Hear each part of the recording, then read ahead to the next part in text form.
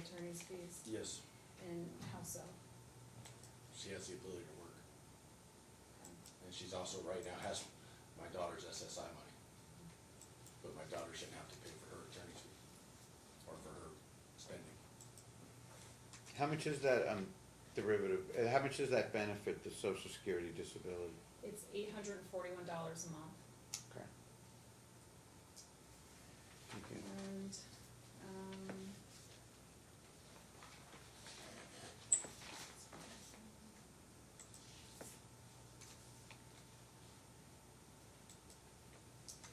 Your Honor, I don't have any further questions. Very good. I don't think I do either. It seems to have been all covered very thoroughly.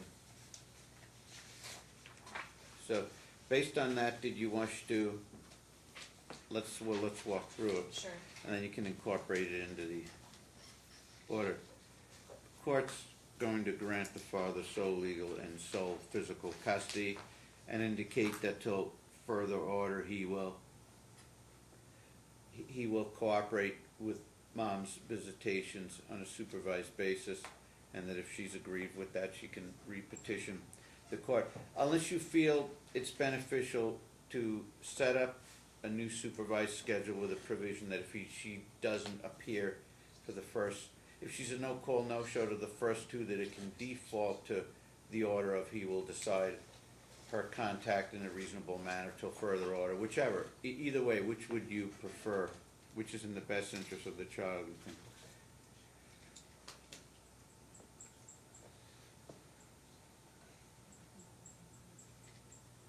So, yes, he'll do the default. He will make sure he gives her enough notice so that Okay. she can coordinate through, it's her responsibility to coordinate with family first. Okay. Okay. A, we would agree wishes of child is of sufficient age and capacity to form an intelligent preference is not an operating factor in this case, correct? Correct. B, any nomination of a guardian No. for the child not a factor. C, which parent encourages frequent associations beyond a technical court order? So which parent is more likely to allow the child the frequent associations and a continuing relationship between the non-custodial parent? You had asked him a few questions, it seemed, based directly on that. So what findings, and he provided some anecdotal information, so what specific finding or findings factually would you I would like ask the to be court into to them? find that she withheld the child from February 14th, 2021 until May 2021, and thereafter, there were other times that she withheld as well. I can give more testimony, but we've provided exhibits showing that when she is asked to change the schedule, based on her schedule, he's always been flexible and allowing to do make-up visitations. Those exhibits are related to, let's see, Exhibit 50 through Exhibit 56. Okay. Now, in this case, usually we just have the minutes reflect the orders and refers to the video record for the findings, etc. But to help with the preparation and maybe reduce or eliminate the possibility that you have to wait through a video, we'll ask the clerk on this. And but on any of these, if you need us to repeat anything or slow down, just let us know. She's really quick and good, but we just want to make sure she gets everything. They'd indicated withholding from February 14th to February 21st of last year. Through May. Oh, through May, 2021. February through May, Yes. February 2021 through May 2021, mom had withheld the children, and plus the courts is indicating based on that, plus the testimony of dad as bolstered by exhibits 50 through 56 established that factor C is in dad's favor, statutory factor as to which parent is more likely to allow frequent associations between the child and the other parent. Very good, okay. Just ask us anything that needs clarification, because it's not easy necessarily. D, the level of conflict between the parents. I think we have quite a lot of ammunition on that. Go ahead, please. The level of conflict is high. We've submitted exhibits 6, 7, 8, 9, 10, 13, 14, 15, 16, 17,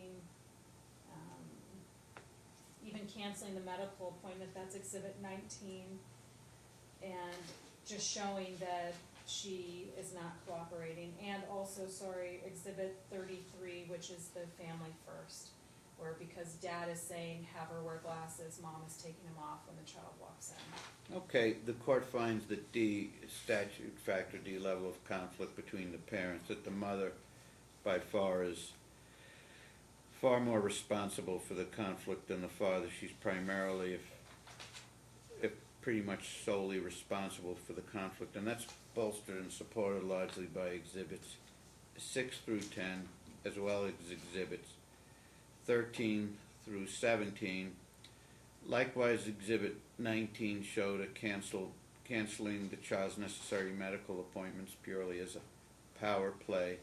Exhibit 33 is to the family first report, and the rest of the testimony of the father and the complete pleadings and papers on record in this matter So I would add support 37 that and factor 38. D is heavily in the father's favor. I'm sorry? 37 and 38. And, two more and police exhibits reports. 37 and 38, the police reports, okay? All right.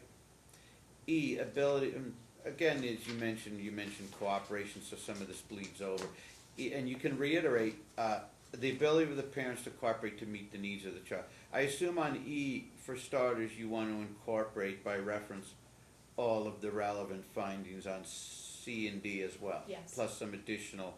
In addition, for E, incorporating, because a lot of C and particularly D with conflict also speaks to cooperation or lack thereof, so I assume you want to incorporate that all by reference. And in addition to that, you would like to bolster that by his current testimony and the complete record in this matter, plus any specific exhibits or other material that would, I think we have enough on this, but if you feel that it's also bolstered by additional exhibits beyond the ones we mentioned, that's great as well, however you want to handle it. Yes, so in addition, let's see,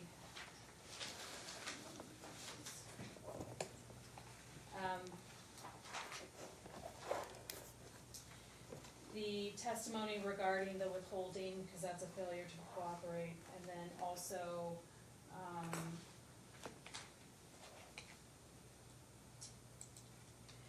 Your Honor, and on exhibit, 23, that's just information regarding she unilaterally enrolled the minor child into activities, and even though the court told her not to, she did it again. So there's information that we provided as well. I'm just trying to find which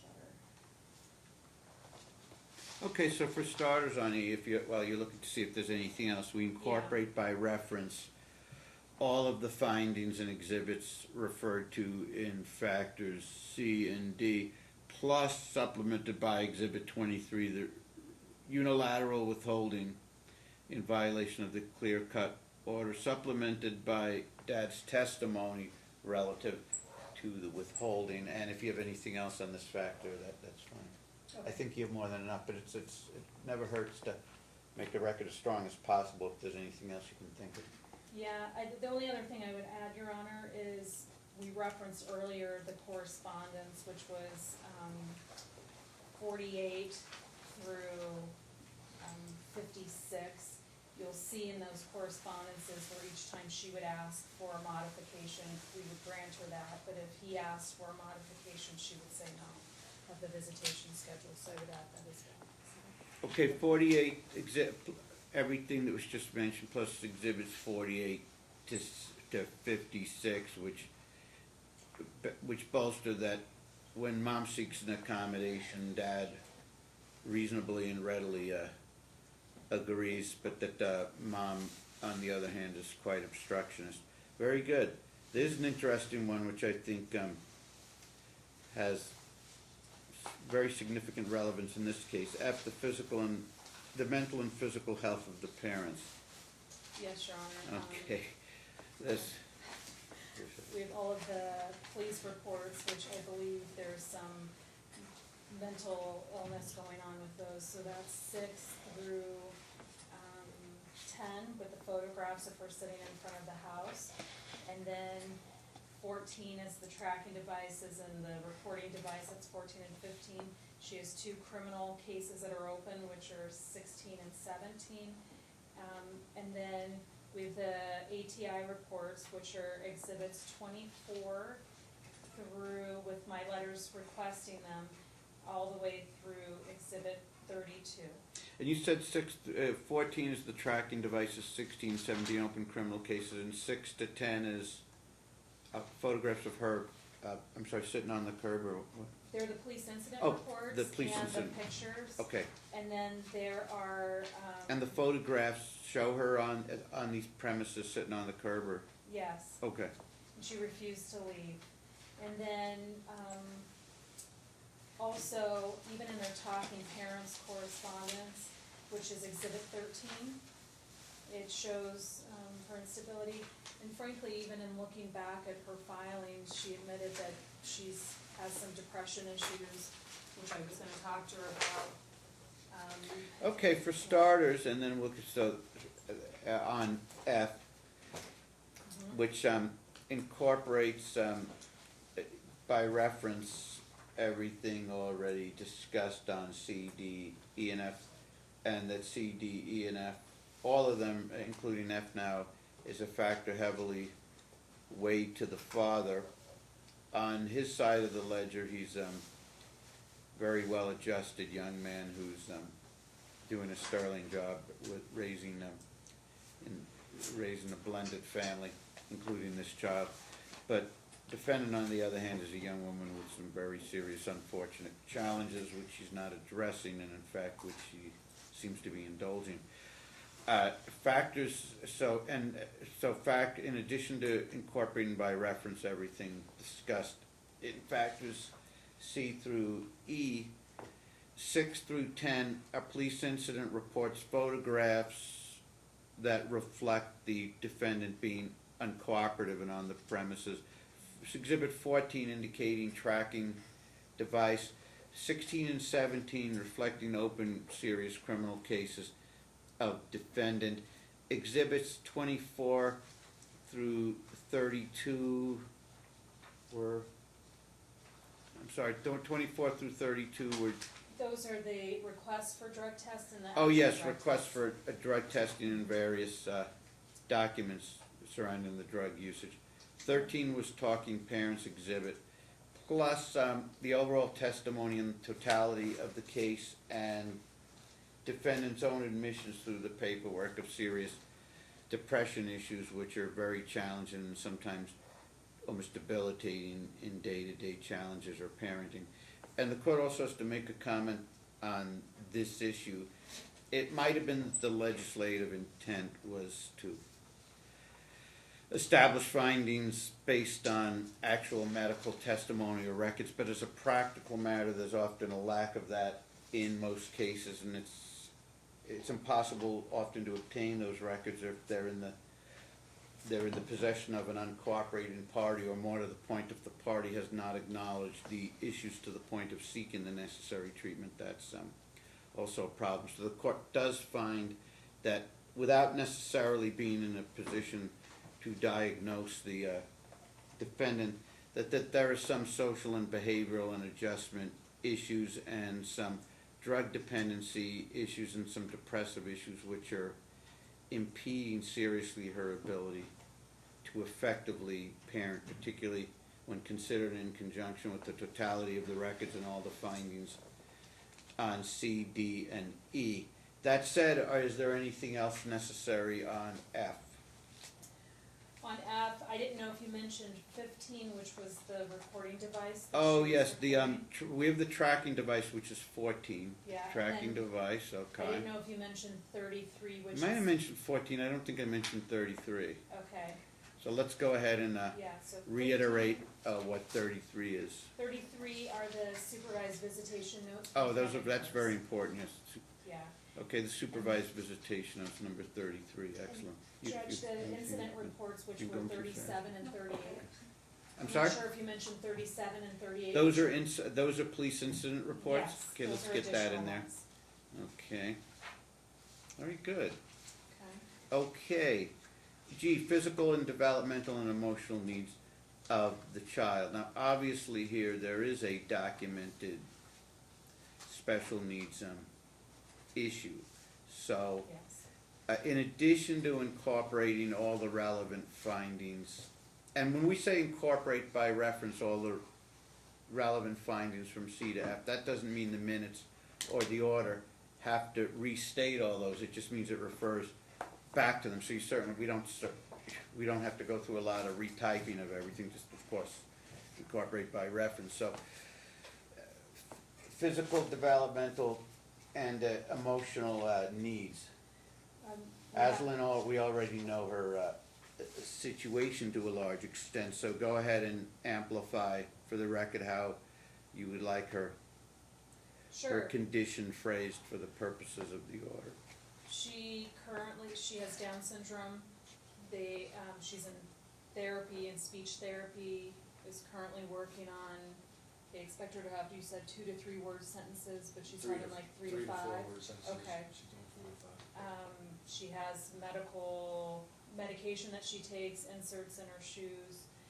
We've attached as Exhibit 5 her IEP, which she will be 35% in the, am I right about 35%? 34% in a normal classroom and the rest in a self-contained classroom, Yeah. which will benefit her in the long run. 3466. She's actually better off developmentally than a lot of children with Down syndrome, so that's something to be grateful about. Yeah. So. If she's a third of the time in a normal classroom, a lot of them aren't. Yeah, she was mostly in there just getting bored in the afternoons. Yeah, so she's probably advanced in some senses. Mhm. Okay, so for G, in addition to incorporating all the relevant findings of C through F, Ashlyn is diagnosed with Down's syndrome. We've heard testimony about the medication, the treatment, the IEP. She's in regular class about a third, 2/3 in the self-contained classes. It's clear that mom does not only support, when you have children with special needs like this, you have to have both parents pulling the ox in the same direction. You can't have this type of friction, and mom obviously is undermining the situation, not the least of which was specifically canceling a critical appointment And Your Honor. for nothing except, and appointments for nothing but control freak reasons, I suppose. And sorry, I didn't mean to No interrupt problem. you. So, no, I want you to add, those are the Yeah. basics. I want you to add whatever else.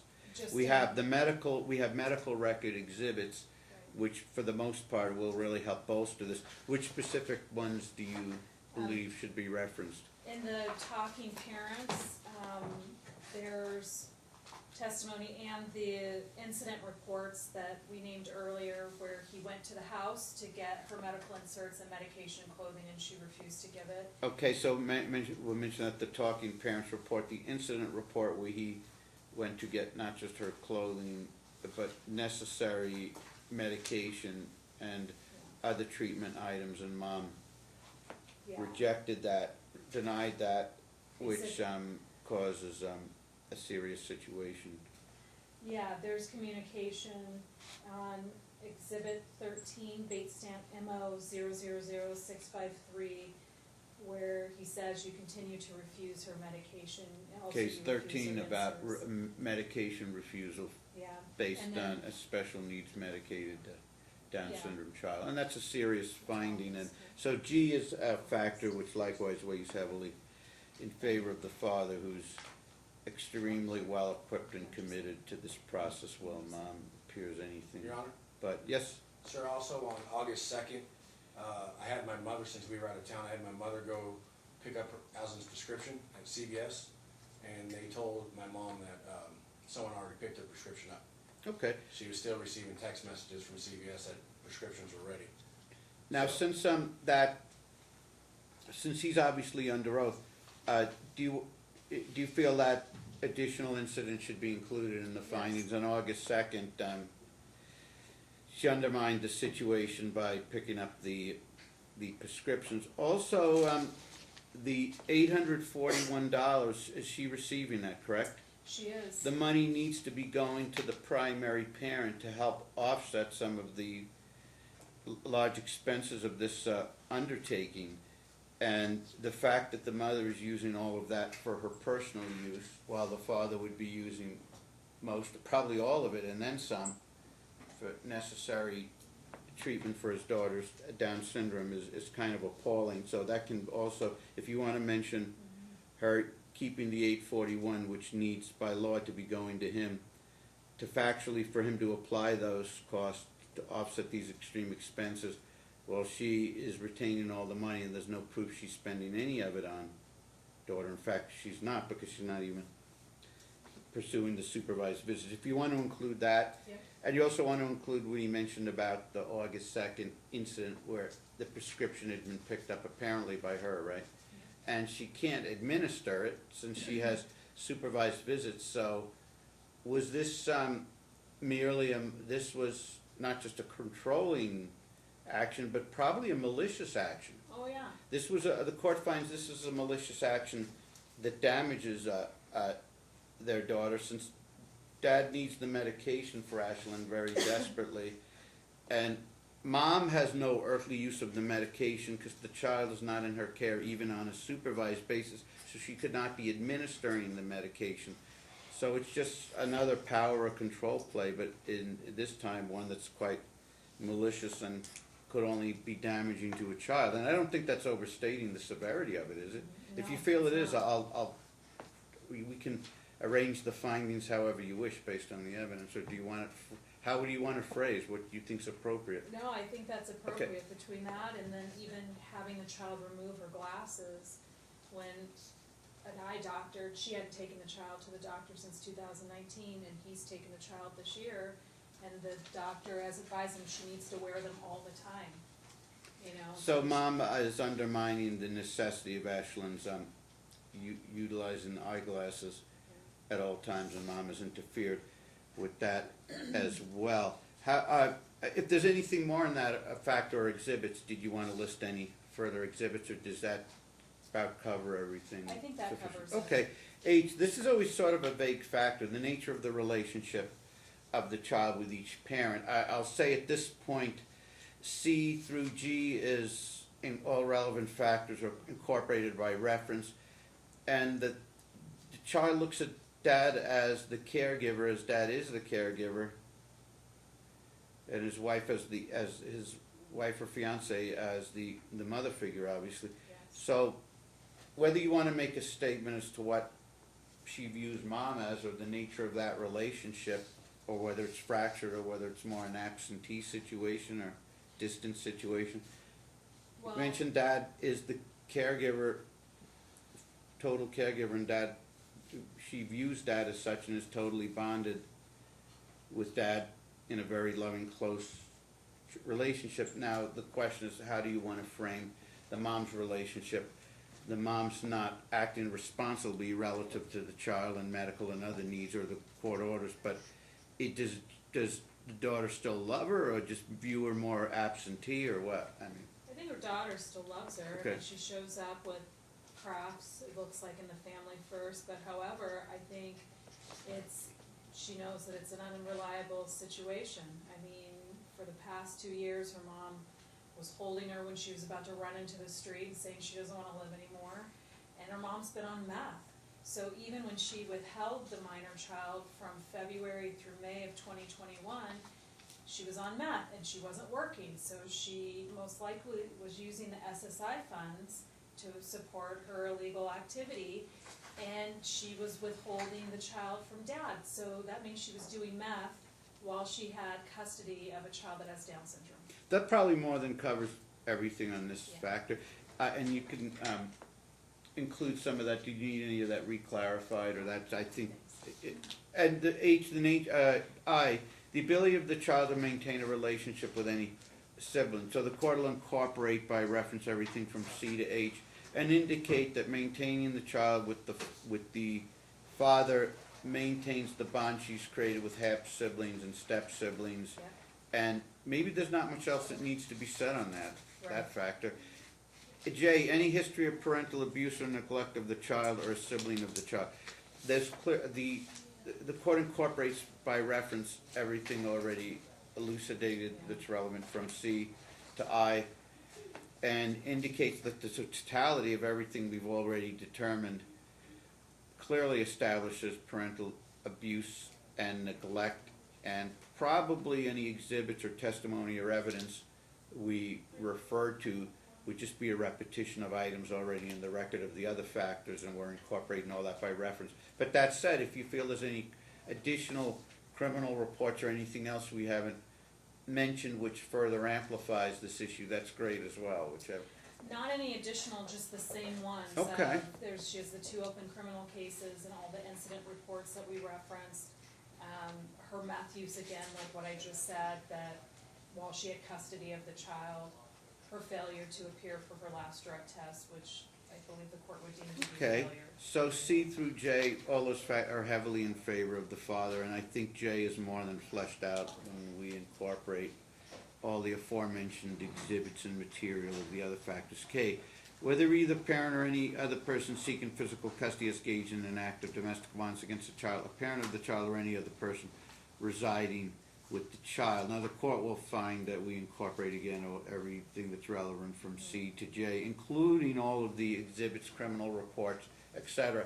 And I think the totality of that would justify the court in making a finding by clear and convincing evidence that the mother has committed acts of domestic violence. But if you want to be a little more specific as to against that or against who or whatever, and if you want to repeat any of the exhibit numbers, I think you covered it all very thoroughly. But if there's anything, if you want us to conclude who domestic violence was committed against him and or the child or whoever, and if you have any exhibits or testimony or anything you want to refer to, and any time we refer to incorporating by reference Sure. all the exhibits of the and findings of the previous factors, we're also incorporating all of the file papers and legal papers filed to date and everything, Yeah. and everything that's occurred at all the hearings. So that being said, is there anything else you would? No, the only other thing, I would just, the exhibit 6, which is the incident Okay. report from October 29th. Well, I had the incident report, we'll reiterate that, letters number 6. And did you want to make a finding that she's committed domestic violence against your client, the child, both, or? Just the child, there's Okay. no Just the claims, child. yeah, Okay. no claims against him. So, factors A and B are kind of irrelevant. Factors C through K are heavily in favor of the father for the reasons mentioned. We have one left. L, which is not particularly germane for the following. It says, and this one will incorporate on reference all the findings of the earlier factors, all the exhibits in the total case file. Whether either parent or any other parent seeking physical custody has committed any act of abduction against a child or any other child. Generally, this is viewed as abduction as established by criminal law proceedings. If it's more, if it's more like lack of cooperation and withholding, it's pretty thoroughly covered in the other factors. So to the extent that this is asking, to the extent that this factor is meant to inquire about obstruction or withholding, the totality of the record's heavily in favor of the father and heavily against the mother. To the extent that the legislative intent, which I think it was to, if I could make a finding that under criminal law an abduction has occurred, I'm not necessarily sure we need to go there, unless someone did file with the AG or something about anything. Okay. Your Honor, Did you wish to make any comments about on the that? abduction? No, just withholding, I think he was, Okay. if he didn't have these rulings, he would be seeking some compensatory time. Regarding subsection K, he just wants me to be clear that he's never seen her physically harm the child, but he's Yeah, I was wondering placed about her that. in That's the why I home. asked, because I don't think Yeah. it was an alleged physical. So how would No. you like to? All Physical, domestic violence, also defined as extreme neglect if you have a Down syndrome child. So it depends how expansive. It depends on whether this was meant by the legislature more a criminal law definition where there has to be a physical battery, or more to the point, more subtle forms of domestic violence, which, like where domestic violence becomes kind of close to neglect as well, you know, like, And that's the only thing that he's saying, is it's been more neglectful, that if she's doing math or, you know, doing God knows what, that, you know, she then withholding the child isn't safe in her care. yeah, it's always an interesting factor, because you want to some people say domestic violence is very broad, such as, I don't want you visiting your relatives or friends. Right, But not from a criminal perspective, that wouldn't get you arrested, that's not a battery, but for the definitions used for civil or custodial matters, something like extreme control like that would be considered a form of Right. domestic aggression. So we always have to look at these definitions through the prism of, do we really mean a strict criminal or rigid definition, or are we painting with broader civil strokes? And I guess that's always an open question. But at this point, I think we're well served, based on all of that, sole legal custody, number one, sole legal custody, sole physical custody to the father in this custodial order. Number two, dad to determine mom's contact until future order. And I think the reason that's best, you can add in there that the court, based on her apparently abandoning her interest in participating in this litigation, plus blowing off, but not availing herself of the prior last couple or last one or two supervised contacts, as well as not appearing for the last narcotics test, would tend to indicate that she's not gonna know of or cooperate with any supervised visitation order. So why inconvenience and create problems for him where he has to work something around his work schedule and drive down here and get his daughter ready and disappoint her greatly for contact, which isn't gonna occur. So maybe it's best if he, I don't know, if mom calls, if she puts her on, Aislinn on the phone or some video conferencing or whatever. Has she been calling at least on the phone or for video conferencing or anything? No, sir, she's No. only tried to FaceTime her daughter like 4 times since January. That's extremely unfortunate. At this point in time, as far as support, mom was to pay on a temporary basis the supervised visitation fees in lieu of support. However, we don't have supervised visits at this time. I don't know to what extent she's employed or even employable. I don't know. What's your request on, I don't know what information we know or don't know. Your Honor, he testified that she has. I know we do Yeah. have that as testimony. She has a bachelor's degree, she's been a bartender, she's been a paralegal, which is why it's so voluminous. Right, but is she working now, do we know? Or? No, every time we've come to court, you've directed her to find employment, and she hasn't. And so, but her FDF, when you look at it, it's so upside down, I don't know how she's surviving, if it's accurate. Is she living by herself, do we know? She hasn't listed anybody else living with her. What was the last position she had? She hasn't worked since 2014, I think. Ooh, wow, wow. She was periodically jobs here and there, but never a full-time job. But she was a paralegal for John Spilatro before, which is why she hasn't had to pay for any of her filings, but is why she probably has the ability to draft her own, so she is employable. I mean, even with that law clerk website, she could be doing this for other people. I mean, look, we asked for 24 an hour, I think she could make 15 doing fast food. And as many documents as she's filed, like if she spent that energy working, she could be employable. The court, all of those findings and representations can be incorporated along with the court findings that based on that she could reasonably earn $24 an hour. Now, to better protect the record, even though there's a finding that she could work for 24 an hour, that would protect the record greatly in that there would be no excuse to not generate at least the pretty de minimis amount of 15 per hour. So if it's set upon 15 an hour, we'd be looking at that $420 a month. So you're asking support to be set at $420 based on $15 an hour, Okay. with the specific finding that it would appear, based on everything you just indicated, that can be incorporated in the order, and in this very open economy where employers are begging for employees, that the court finds by clear and convincing evidence plus the judicial, taking judicial recognition of the state of the economy, $24 is a very supportable figure, but that to protect the record fully from any meaningful, rational, logical attack or challenge, we're setting her at basically a minimum wage or close to it, which is really lowballing her earning capacity if we consider that past history, the educational degrees, etc. So there'll be no excuse not to at least tender 420. Effective what date? Your Honor, we would ask, she didn't pay for all her visits. My client paid for some of her when visits were changed. I would ask that the court go back. I mean, we originally asked for support, but at least until January, when he had sole legal, sole physical custody, that she should have child Of support this year? arrears. Okay.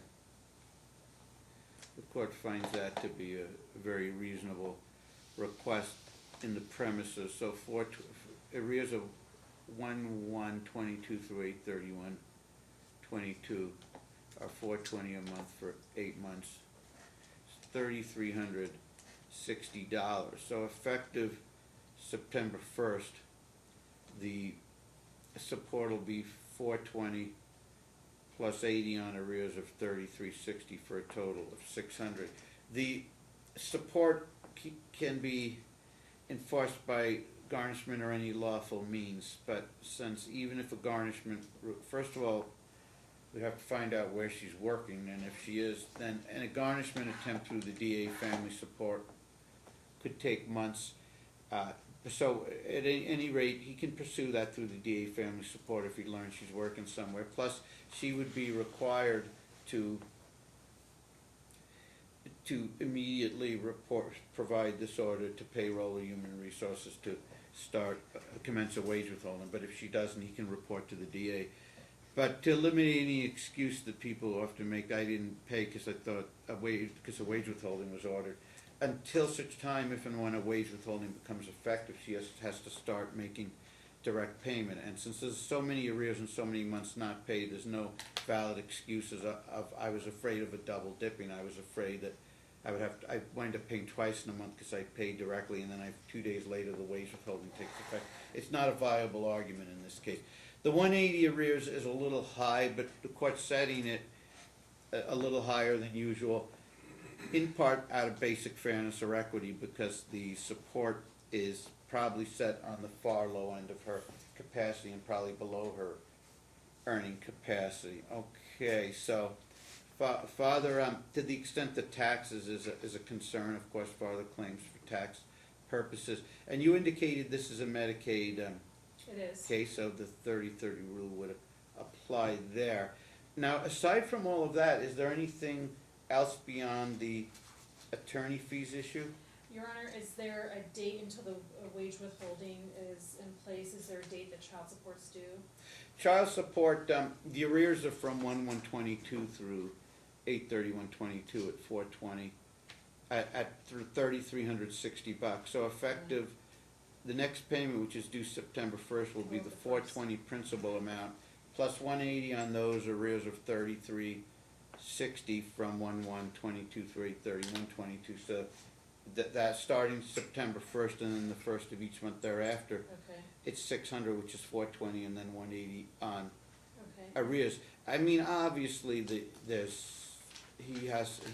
you've prepared him for the realism of how effective or how long it may take till things are straightened out to the point where she's acting responsibly, paying the support, all that. It may be it may or may not be effective. Just like the attorney fees, I'm bringing over with optimism that there be any meaningful compliance on that, if any, but you are entitled.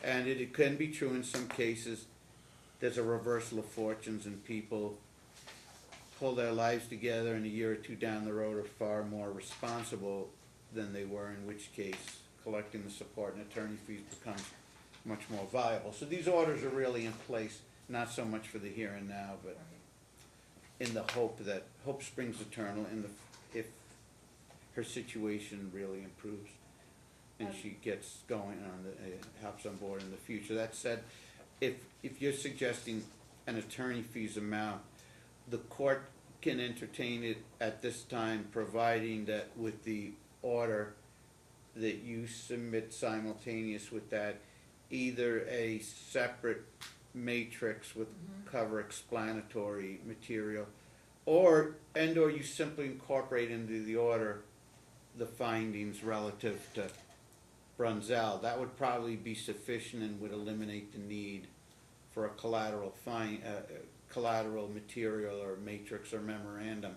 So if you indicate an amount now and the court conditionally grants it, in the event that you can simply provide the Brunzell material, which would be your material about your We'll submit you don't have to, you can either submit it separately or you can keep it clean. If you wanna keep it just in the context of the divorce, here's your experience, training, success in the law and all that, plus the factors of what work was necessary and that it was, what orders were granted, how favorable the outcome, what hourly fee, all that. If it's satisfactory, which it usually is, the court usually will sign and say that's sufficient. There have been a few cases where it said, well, let me ask for some supplemental memorandum of cost, but so either if you feel comfortable just asking for an amount, the court will grant it with the understanding that if for some reason the court thinks it's too high based on what you provide as Brunzell material, the court will either just change the amount in the order or direct you to modify that slightly. It would seem unlikely that would occur, but that's could happen in a case. With that said, do you know what you're requesting so far? Your Honor, I would rather submit it with everything that we did, and that way I can serve her and we have it completely submitted. Okay, if you want to handle that separately then. Yeah. And You can file a memorandum of fees and costs, leave a blank in the custody order for the attorney fees. The court will fill it in as long as it's now the custody order should refer back to the Brunzell factors in the filed memorandum of such and such date. So you would either need to reiterate and retype all that, which probably isn't necessary, or at least refer back to the memorandum and the filing date. Because sometimes a court of review might say, well, okay, you gave this person the money, maybe it was appropriate, but you didn't tell us. And then the attorneys or the judge says, what do you mean we didn't tell him? We had this separate memorandum of fees and costs. But if that's either not filed or it's not reiterated in the custody order, or at the very least referred back to, that's what causes problems. But if you were to indicate, here's the amount, that you're requesting a certain amount, let's say the court agrees with it, fills in the blank on the electronic order, let's say someone requests 10, 20, 40 grand, whatever it is, and that's listed by the court in that, and if as long as it says, comma, as established in the memorandum of fees and costs filed on September 15, 2022 or whatever, which establishes the Brunzell factors in significant detail relative to the case and the charges, that would probably be more than sufficient. okay. As long as it indicates again, so to that end, you would want to file the fees and not just provide the fees and costs to chambers as like an ex parte submission, but formally file it, send it to the other side, give them a chance to respond. That way you can indicate in the order, it was filed on such date, served filed on September 15th, whatever, electronically sent to defendant that same date, no response has been noted, or a response of some sort was filed on September 22nd, which the court presumably considered. And based on that, we're requesting this amount, and then in the order itself, you would leave that blank that plaintiff was awarded attorney fees and blank, comma, based on the memorandum of fees and costs and all the detail as filed on September 15, 2022, or something like that. Okay. Very good. There's only one other issue, which is the order that the SSI payments would go to plaintiff. You've ordered that 2 other times, but I'm asking for the payments from January through, by the time we get this order signed, we'll have received the September payment. So, yeah, oh yes, thank you. The order is that immediately, I don't think you're, that immediately as to the very next payment that is to be processed, whether that's the September 1st payment or the October 1st payment, that upon presentation of this order to Social Security Disability, that the payments are immediately routed from the father to the mother. Now, you kind of want to, I don't know when the payment's going to be received in September, but the sooner this custody order is, and there's a lot of material in this custody order, I understand that, and you've got a gazillion other cases, but the sooner it's prepared, the better, because Right. if it can't be prepared before September's payment, that's just the way it is. But if it can be prepared before October's payment, that's great. So if they, because the point being, you'll also have a clause that she has to reimburse him Right. for the months from since he received custody, which would be, what, January or what? January Yeah. through the August. So, but just as a practical matter, trying to get blood from a turnip, it's the so with the understanding that the September payment is ordered to be made directly to him. Now, if you want to prepare a separate, like, since the custody order, yeah, it could take some time, obviously. Right. You got a gazillion other cases, it could take weeks. But maybe a short one paragraph order just indicating, directed to Social Security, and indicating this is Social Security disability relative to this matter, that the September payment, or whatever the next payment is, from here and on after will be given to the father, which indicates that the payments from January 1st through August 31st, 8 months of payment, presumably $6,648 that she would owe by reimbursement, because it's 8/31, right? I have one correction. I looked at her FDF that was filed May 21st, 21. For January, it was $794, and then the letter that we put on the record, it increased February to $841. 841 or 831? 841? It's $841, yeah. Pardon? $841. 841, okay, From February through August. okay. So, from February through the end of August, we have $5,887 and then $794 in January. And you can delineate that out in the order. So that leaves us with $66.81, and you can delineate that in the order that shows the Social Security reimbursement from 1/1/22 through 8/31/22, and it's calculated at $794 for January, and then $841 for each of the ensuing months. Let's just double check that again. And it's Exhibit 20, that was the. Okay, and we increase? can reference that. Okay. So 5887 for that 7 months plus 794. Did I say 6681 earlier? Because did. that's what it. Okay, $6,681 is owed by way of reimbursement.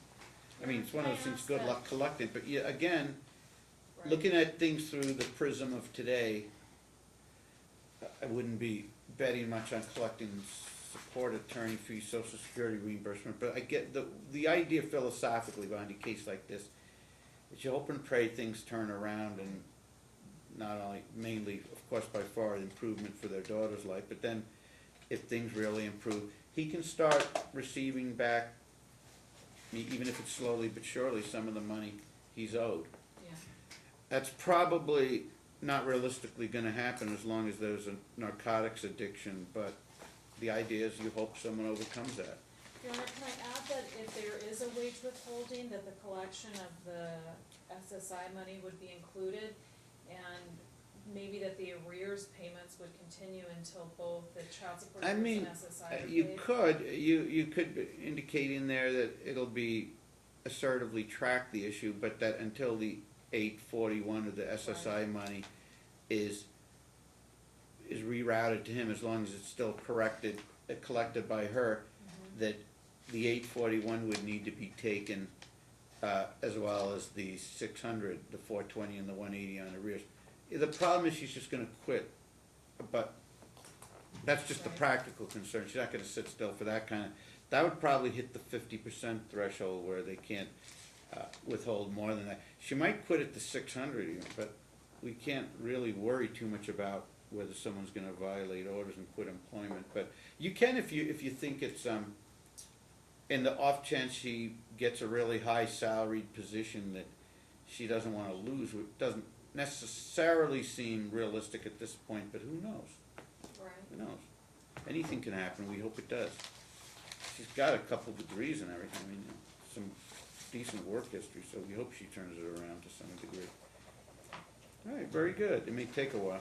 What, is there anything else for today's purposes, or? That's it, Your All Honor. right, thanks so much, thank you very much, and best of luck. Thanks. Thanks so much.